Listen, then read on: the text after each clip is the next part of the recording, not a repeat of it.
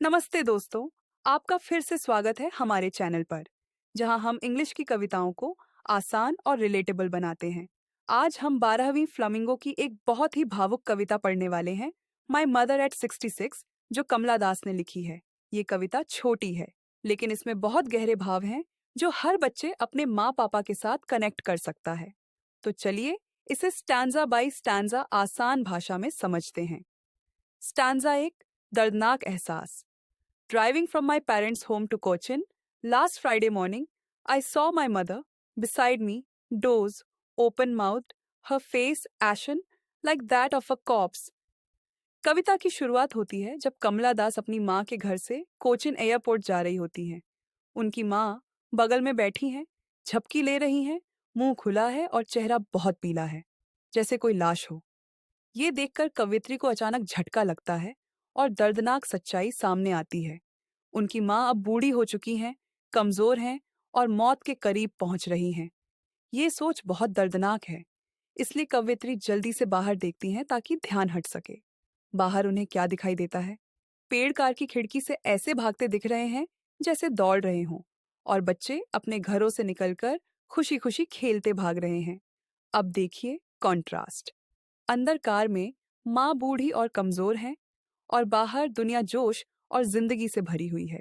यही कॉन्ट्रास्ट उम्र और बुढ़ापे की हकीकत को और भी साफ कर देता है। स्टांजा 2, फिर वही दर्द। But after the airport security check, standing a few yards away, I looked again at her, worn, pale as a late winter's moon. Airport के सिक्योरिटी चेक के बाद कवयित्री माँ को फिर से देखती हैं। इस बार माँ का चेहरा और भी ज्यादा पीला और कमजोर लगता है, जैसे सर्दियों की चांद। सोचिए, सर्दियों का चांद कैसा होता है?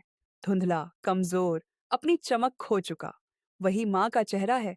माँ को देखकर कवयित्री को ओल्ड फेमिलियर एक्स महसूस होता है। मतलब बचपन से जो डर उनके मन में था, वही डर वापस आ गया। वो डर क्या है? अपनी माँ को खो देने का डर। बचपन से ये डर था, और अब माँ की हालत देखकर ये डर और गहरा हो गया। स्टांजा 3, नकली मुस्कान और अलविदा। But all I said was, see you soon, अम्मा. All I did was smile and smile and smile. अब आता है सबसे दिल छू लेने वाला हिस्सा। कवित्री के दिल में डर और उदासी भरी है, लेकिन वो माँ के सामने कुछ नहीं दिखाती। वो बस मुस्कुराती हैं और एक लाइन बोलती हैं, सी यू सून अम्मा। अब गौर कीजिए, स्माइल एंड स्माइल बार बार लिखा है। इससे पता चलता है कि कवित्री खुद को मजबूर करके मुस्कुरा रही हैं। असल में वो बहुत दुखी हैं, लेकिन माँ को परेशान नहीं करना चाहती, इसलिए दर्द को छिपाकर बस मुस्कुराती हैं। तो इस कविता का असली मतलब क्या है? ये कविता हमें उम्र और मौत की सच्चाई दिखाती है। इसमें जुदाई का दर्द है। समय और मौत एक दिन हमें अपने प्रियजनों से अलग कर देती है। और इसमें एक बेटी का संघर्ष है, जो अंदर से टूटी हुई है, लेकिन माँ के सामने मजबूत बनकर खड़ी होती है। और यही है माई मदर एट 66 की खूबसूरती। ये कविता बहुत पर्सनल है, लेकिन यूनिवर्सल भी, क्योंकि हर कोई अपने माता पिता को खोने के डर से कभी न कभी गुजरता है। अगर ये एक्सप्लेनेशन आपको आसान लगी हो, तो वीडियो को लाइक, शेयर और सब्सक्राइब जरूर कीजिए, और कमेंट्स में बताइए इस कविता का कौन सा हिस्सा आपके दिल को सबसे ज्यादा छू गया। मिलते हैं अगले वीडियो में। धन्यवाद।